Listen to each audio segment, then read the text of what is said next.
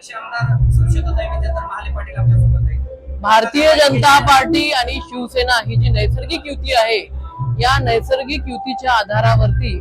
आज चिखली नगरपालिकेमध्ये त्या ठिकाणी भारतीय जनता पार्टी आणि शिवसेनेचा झेंडा खऱ्या अर्थाने पूर्णतः फडकलेला आहे। पंडित दादा देशमुख नगराध्यक्ष यांच्या नेतृत्वामध्ये इथली नगरपालिका आणि सोबत आज नगरपालिका उपाध्यक्ष म्हणून ज्यांची निवड झालेली आहे, हे दोघेही जण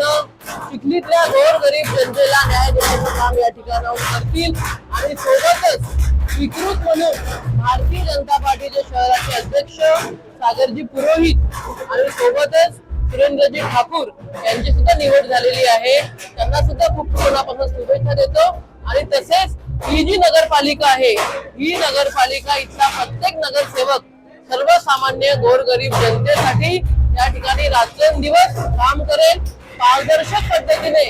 या कारभार चालेल। या नगरपालिकेला